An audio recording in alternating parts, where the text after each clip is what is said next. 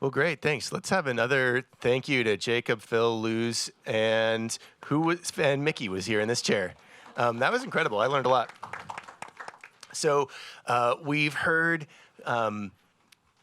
broad economic commentary from Governor Barr. We've heard from innovators about how they're changing the products offered in the market. And on this panel, we're going to start to turn to voices of small businesses to hear what their experience in the market. And we're going to start to talk about how they are approaching what's working, what's not working, and what are they doing about what's not working. So I'm going to ask each of these amazing panelists to introduce themselves briefly. And Cailey, let's start with you. You represent a key segment of small business owners in Maryland. Tell us about you and your work. Sure. So nice to see everybody, and I do see some familiar faces, which is nice. I see someone who testified with me in Maryland, which was wonderful. So I run the Maryland Retailers Alliance, the Maryland Chain Drugstore Association, and the Maryland Food Industry Council. So we do represent some of the largest retailers in the United States, all the way down to the designated Main Street program in our state. So over 6,000 mom and pop businesses in Maryland. Thanks, Cailey. Awesta, who does Small Business Majority represent, and why is the organization involved in improving small business financing? Thanks, Liz. Hi, everyone. So Small Business Majority is a national nonprofit organization with over 85,000 small businesses across the country, 1,500 business and community partners. And we really work on elevating the voices of small business owners to create a healthy ecosystem. And we do that through offering free education resources, policy and advocacy, and research and insights. And across all three of those pillars of work, access to capital is really integral to the work that we do, because we always say it's the lifeblood of business owners. And so for us, we'll offer a lot of education on access to capital and how to do that safely. We've done research on how small businesses interact with capital and their concerns around lending and predatory lending, and then also doing a lot of federal and state policy work on passing the expansion of truth in lending to small business financing. Thanks, Awesta. Carolina, the CAMEO Network has been just growing tremendously. It was an organization that's been around for a while, and it's just getting bigger and bigger. Can you tell us about CAMEO Network and yourself?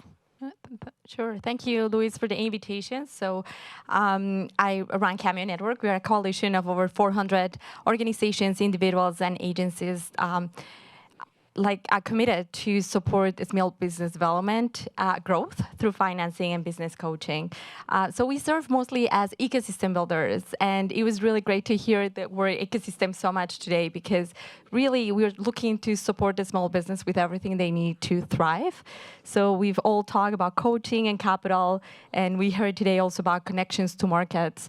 But we also discuss a lot about climate and how we are creating the right regulations for small businesses to thrive and the culture of being a small business friendly. So we are really focused in working on those areas with them, and we through capacity building and advocacy, we make sure that the small businesses actually can reach their full economic potential. And one of the things that we've heard a lot from our members definitely has been how challenging it is to find the right capital, the right responsible, affordable capital. So we've been really engaged with the small business responsible lending legislation since 2018, and we've been really excited to be supporting small businesses in the country. Thanks, Carolina. And Hal, can you tell us about the work that you and your colleagues at the Federal Reserve are doing on small business financing? I'd be happy to. I should mention I'm the one who has to give the disclosure up here. The views I share today are my own and not necessarily those of the Federal Reserve, Bank of Cleveland, or the Board of Governors. That said, I work with a lot of talented folks at the Federal Reserve, and we focus specifically on small business issues. It's one of the community development branches of research that the Federal Reserve focuses on. I have the privilege of leading the Small Business Credit Survey, which was mentioned in Governor Barr's remarks, and we collect data on more than 10,000 small businesses each year. lender to understand what are their challenges, what are their performance issues, how are they engaging in the credit market, and how's that working out for them. And we work to really socialize those, both from a community perspective. We work with community partners directly, so nonprofits and civic organizations, chambers of commerce, small state and local government, economic development agencies, to field the survey to their member networks. And then we also work to make a lot of our findings available, not just at the national level, although that is a focus, and I should take 1 second to plug the fact that our 2024 data will be featured in our Thursday report on employer firms. So that's our once-a-year release. We also work to socialize local insights. So we produce state and MSA chart books wherever we can, and that's partly why we survey so broadly, so that we can give insights in different geographies and across different sections of small business owners to really highlight what's going on from time to time throughout the small business credit space. Thank you, Hal. So starting with you, Cailey, in the conversation, the Maryland Retailers Alliance has become a very big advocate in Maryland for small business financing standards. How did that happen? What got you involved? So we had a Latina small business owner on our board, and she had 2 toy stores in Maryland. They were wonderful toy stores. And she had financial issues, just like all small businesses started to run into some. One had to do with a utility problem, et cetera. And she maxed out her credit card. She went to the banks. She could not find any sort of lending. And so she took out her first merchant cash advance product to the tune of somewhere around $60,000. And the interest rate she couldn't climb her way out of. And then she took out a second one. And that's ultimately what killed both of her businesses. And she was in business for 15 years. So it was a really sad situation. And we always ask our members, what can we be proactive on? What can we do? Because we say no a lot in our legislature, surprise, surprise, representing businesses. And so we're always looking to work with them on issues. And she brought this issue to me, and I came across the Bloomberg expose that's out there, and we were just kind of in shock. And so the first bill we introduced was flat out a ban on merchant cash advance products. And that's where we started. And I had the opportunity to meet Louis and some other wonderful folks nationally who helped provide us a lot of education. And I think this year was our 7th year introducing the Truth in Lending bill. So that's been our path, but it's something I've just become personally, I think, passionate about. I know, Maryland led the way on payday lending. I think almost 5 decades ago, our state capped payday lending, and it's been really frustrating for us to not be able to pass our bill. Yeah, thanks, Cailey. And just any clarification, I'll just clarify. The Responsible Business Lending Coalition, what did we share with you guys about the position that we were advocating for policy-wise? What do you mean? So with respect to the initial approach of banning a product versus other approaches. Sure, that there are responsible lenders out there. So at the time, we certainly did not realize that there were folks that were creating transparent documents for businesses. And the documents that I were given by her and other small businesses were shocking. And we went to folks and calculated it, and it was over 100% interest. And it was just something that they could not discern in any way. Thanks, Cailey. And so we came together on common ground around setting standards of responsible practice, room for all products in the market, as long as they're responsible in their behavior. So Hal, we heard Governor Barr speak earlier with a broad view of the economy, and you are in there with the data coming straight from small business owners with a bottom-up perspective on what's happening in the market. Do experiences like Cailey's board members show up in the data that you look at? I would say they show up in a couple of ways. So, one of the things we ask about is the challenges that that small businesses that are applicants for different types of loan products and with different types of lenders experience. About a quarter of our sample has applied for an online loan in recent years, and about 15% at finance companies, which is a related type that we're collecting information about. And what I would say links up is that we see them tell us certain things about why they apply to those types of lenders. They're looking for the convenience factor, right? They're looking for, they like the fact that there's no collateral requirement often. They like that there's an advertised speed of decision making. You can have your decision in, very quickly, right? So these are the things they tell us are important about going in to apply to these types of lenders.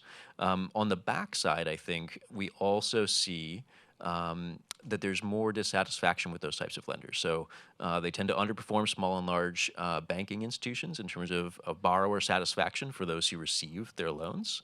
And they tend to also to note that they have trouble with the unfavorable terms that they have to repay by. So the fact that they were looking for convenience going in and that they note that they have a lot of trouble with unfavorable terms and high interest rates on the back end, I think is very consonant with what you're describing. And that's very different from what their experiences are with small and large banking institutions. Thanks, Hal. And digging in further, colleagues of yours have published 5+ research reports looking specifically at disclosure practices and how products are being portrayed to small businesses in the market, and how small businesses are understanding the pricing data that's being disclosed to them now where there are not truth in lending standards. What did that research find? Yeah, so there's a rich line of research goes back to about 2019. There's a couple of papers that do a good job pulling some of these threads together. And really the question there is, first of all, what are the offers being made? What do they mean? Which are two different questions, as we've heard from earlier panelists. And then also, what do small businesses make of those offers? And so some of this research was done jointly with a researcher at the board, Barb Lippman, and my own colleague at the Federal Reserve Bank of Cleveland, Anne-Marie Wersch.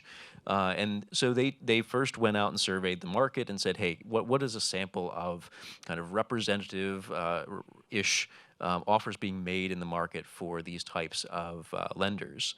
And then they went and crunched the numbers, figured out, much as others have done, if we take the resources that we have, go to the folks that we know are sophisticated in this space and calculate what do these offers mean, a 9% simple interest rate. What is the APR for that? Well, they calculate that's 45% in the particular example that they were looking at. Once you factor in the terms and the fees, what is a 4% fee rate mean? Also about 45% APR, by the way. So I would not have guessed that, being new to the space, and I think I'm in good company. They did focus groups to also figure out what do small businesses make of these offers, and the guesses are all over the place, right? This is what you're doing before you sign on the dotted line. You're guessing how much am I going to have to pay? What is the meaning of these repayment terms? And so I think that's where the disconnect shows up, because of course once you've signed on the dotted line, you're bound by those terms, and the payments start to roll in.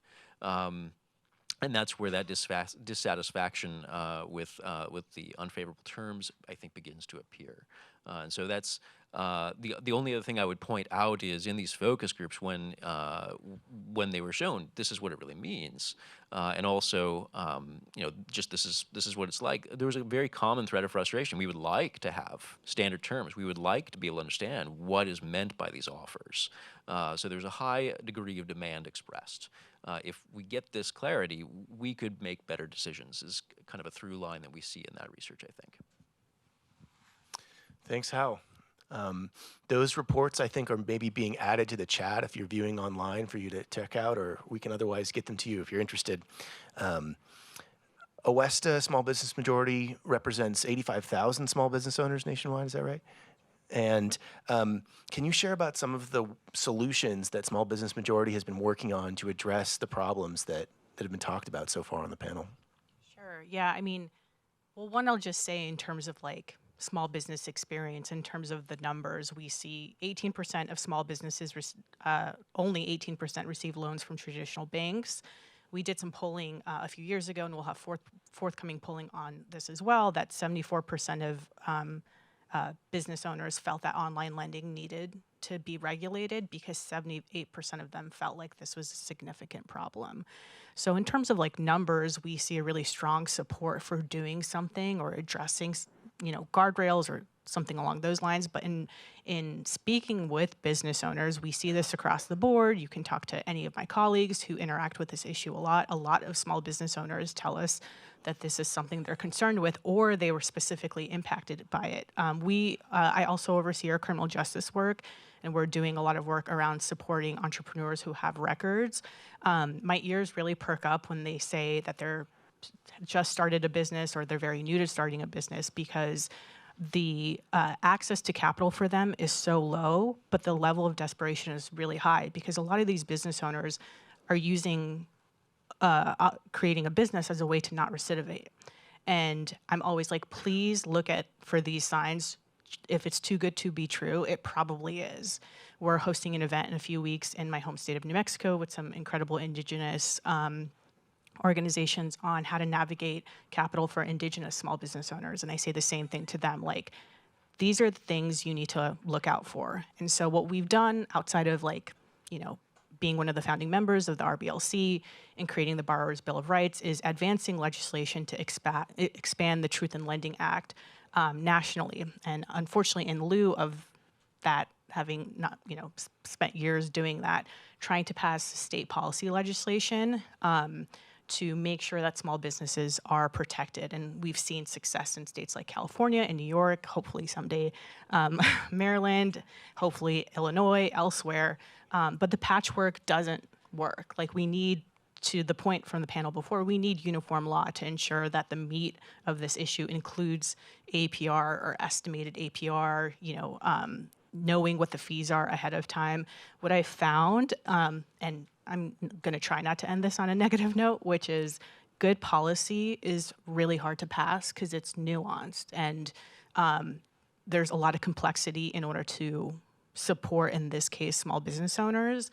It is really easy to maintain the status quo. And so what we're trying to do is make sure that small businesses are protected by passing, in this case, a lot of state legislation, but continuing to advance federal legislation so that small businesses are properly protected. There's uniform law, and that small business owners can make apples to apples comparisons, because they do not operate that way right now. They think they're making apples to apples comparisons, and we know that they don't know that that's not actually the case, and they can't do that. You're firing me up, Awesta.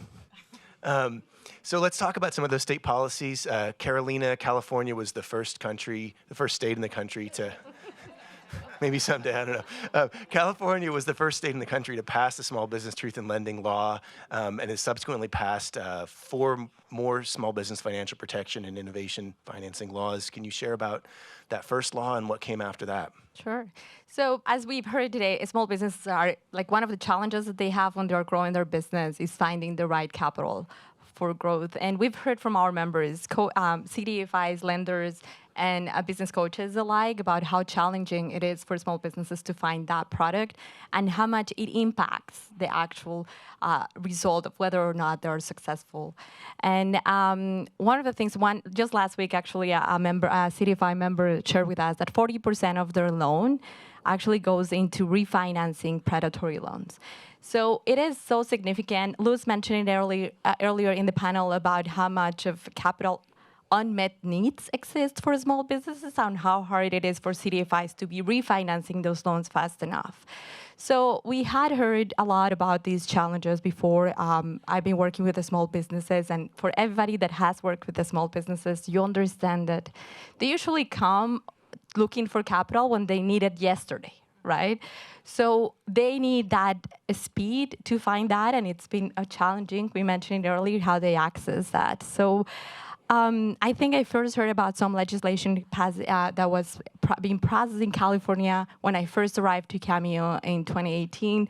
When we talked, Louis, at some point, the 2 bills were about to be heard. And we were lucky enough in 2018 for California to be the first state to pass a Truth in a Small Business Lending bill. And I think really we understood the importance of how much we needed to put some guardrails into lending to make sure that small businesses understood what product they were getting. into what documents they were signing. So we decided to definitely go all in and support the efforts. We were fortunately enough to lead a coalition of over 60 organizations that really advocated for this bill to pass, actually including a small business majority and other fintech organizations that were interested. We heard earlier that there is interest from for-profit and non-profit to support these kind of bills. So the coalition efforts really focused a lot into educating legislators, making sure that they understood why it was important to pass this bill and why this bill would actually improve the situation of so many small businesses. And as we were doing that, we realized that we were very ambitious into what we wanted to pass in that first bill. So we had to compromise. And we prioritized transparency. We heard that again in the panel previously. It feels like every talking point we were thinking, everybody has something in this panel. So that transparency was really making sure that small businesses were able to understand what were the terms of their loans. And to prioritize that, we had to leave out a few key components where we created a different strategy to make sure that we were able to get them eventually into regulation. And that actually ended up being part of the subsequent bills that CAMEO has been supporting and the coalition has been really working on in California, aimed to address those components and also close some loopholes. So after our original Truth in Lending bill, we were able to pass in 2020 another one, 1864, that protects small businesses from unfair, deceptive, and abusive financing practices. And then in 2023, we were able to pass another 2 bills. One that actually bans junk fees, so all those pressing fees and things that keep adding up into the total that business owners pay monthly. And also a second bill that really strengthened the initial Truth in Lending bill. And that really helped because we were able to make it permanent. It initially had a 5-year sunset. And also, we were able to include APR as part of the bill. So we were able to codify it.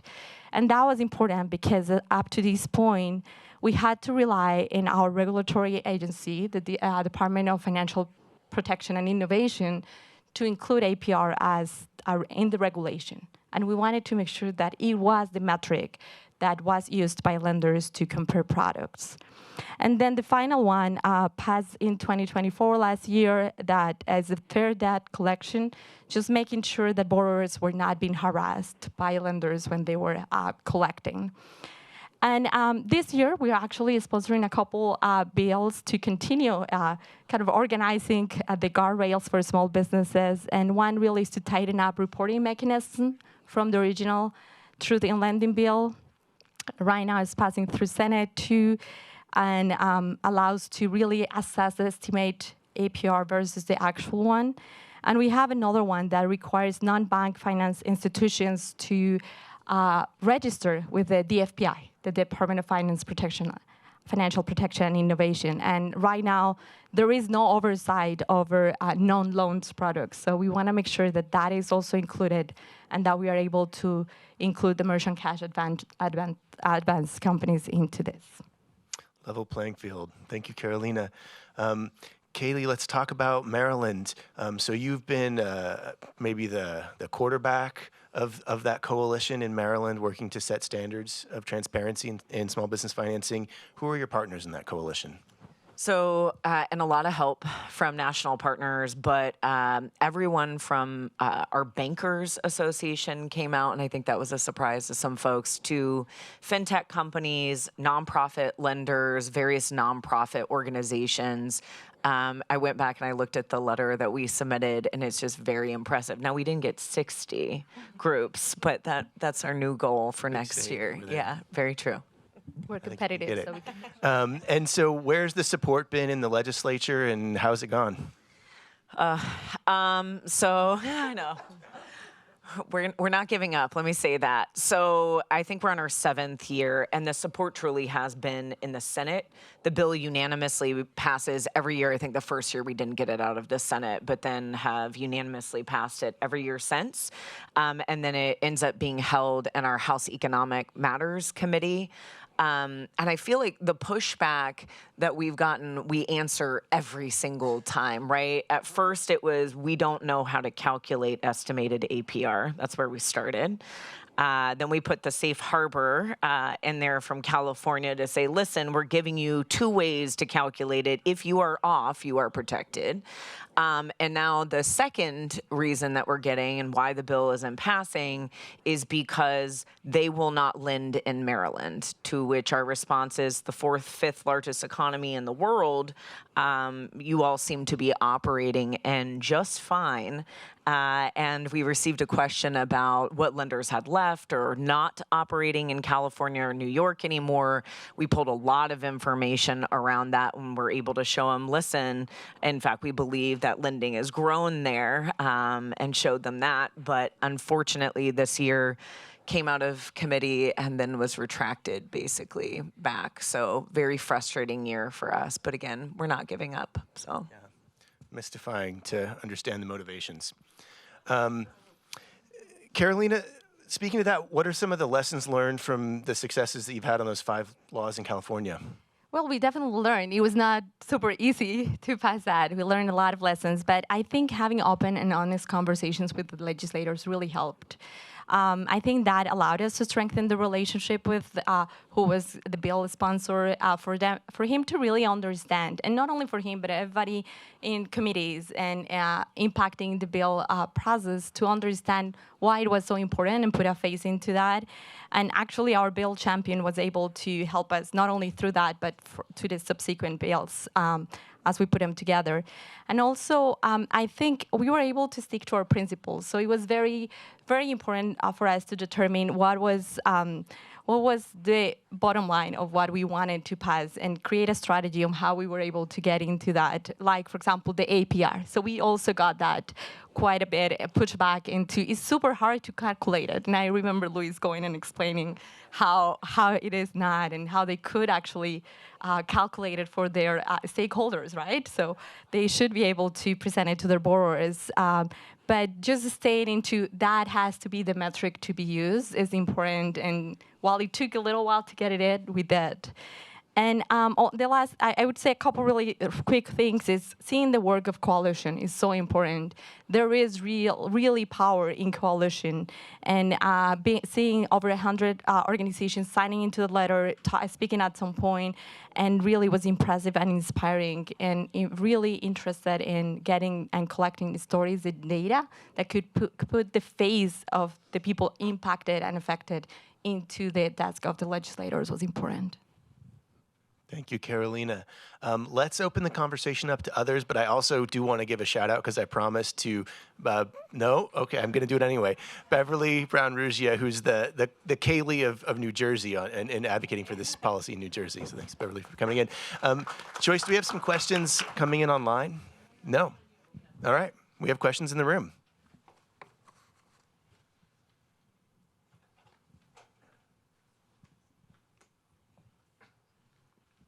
Well, thank you for all the panelists.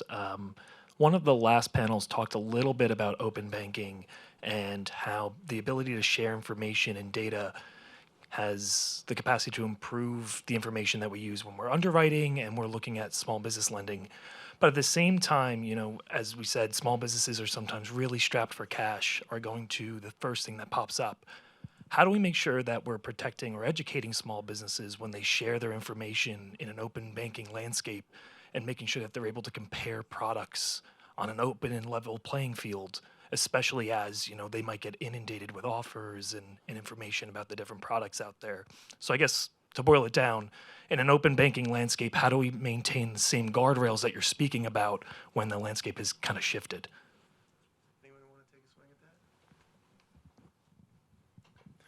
I'll just say with respect to But with respect to the financing products that are ultimately the product of that data, just having a common standard truth in lending framework speaks to that. The question that you're raising about what common guidelines there maybe should be around how data can be used through open banking, I think is a really important one. And I think a lot of people expect the conversation about the Dodd-Frank 1033 rules to be one that continues. And so that'll be a really rich vein of policymaking.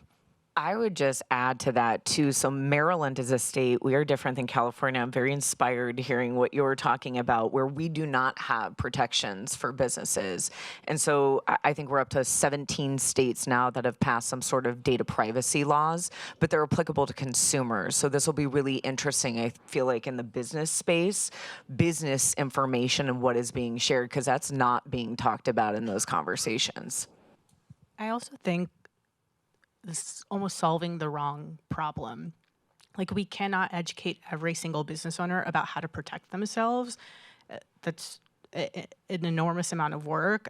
We talk to business owners all the time, and some of them don't know what a CDFI is. Some of them don't know that they can go to their local SBDC to get support in some capacity. Like, they don't know, but they operate the same way they would as a consumer, which is, if I go shop for credit cards, I'm comparing the APRs across the board. So they think it's the same way for small business financing. It's too much of an uphill battle to educate all business owners. What we can do is educate the pool of lenders about how they should be sharing transparent loan terms, and not even educating. We need to pass legislation, because there are lenders out there who are not going to be doing that out of the goodness of their hearts. Now, a lot of the good guys are part of the RBLC doing the really good work, but there's a lot of lenders out there who don't care. I mean, truthfully, there are lenders out there who don't care. So that's why I think we just need a federal standard, so that, you know, the 7 years in Maryland, the X number of years in California, the 5th year in Illinois, like, it's like, let's pass the federal standard. I think we've got time for about one or two more questions before we close down online and start to eat. So I see one in the back from Eric. Get into it. Thank you for the panel, really informative. I also come from a small business family, all the way, since we're sharing grandfather stories. Grandfather was a logger. His mother was an entrepreneur of a different sort. She was a bootlegger, but an entrepreneur nonetheless. So this really speaks to me. Awesta, you just raised the federal standard, and I may have missed this when I popped out, but first of all, congratulations on the state work. It's inspiring to see. I know you have to get to a tipping point before we talk about that federal standard, but I almost feel like it's a different ballgame at the federal level. And one group that has been mentioned throughout a lot of these conversations is the banks.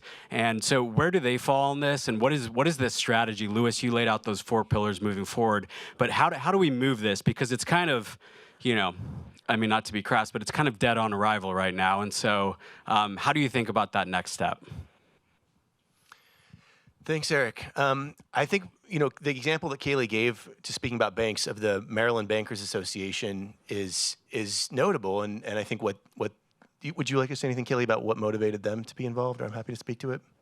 Well, they had, you know, state politics is something different. So let me say that certainly close relationships between lobbyists and sponsors was really, really helpful for us.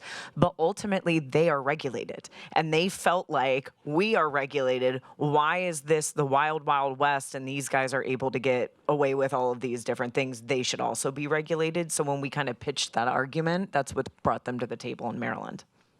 I'll also just say, you know, RBLC has like the Fed, a dual mission of fostering the innovation of more and better financing and setting standards that protect small businesses and good actors. And so sometimes there's more opportunity on one and the other. We're continuing to advocate for some policies at the federal level that not only protect small businesses, but also help innovators. And that's some places where we're seeing some traction. And we'll keep talking about it over this reception coming up. Thank you, everybody, for being here, and let's talk after. So just a quick summing up. Thanks, everyone, for joining us today. Thanks to folks who joined us virtually. Thanks to those who are in the room. I just want to first of all thank all of our speakers today and everyone who contributed to the session. The one thing I wanted to say is, the work continues, and we very much invite anyone who's interested in being part of the ongoing work to think about how to advance the dual mission of the RBLC, whether you're an investor or a lender or a small business advocate, to please reach out. And we are, as we noted, we are a cross-sector coalition really trying to advance this work, and look forward to all those who want to join us. So thanks again. For those of us, thanks to those of us who are joining us virtually, and for those who are here in person, we can continue the conversation. Thank you.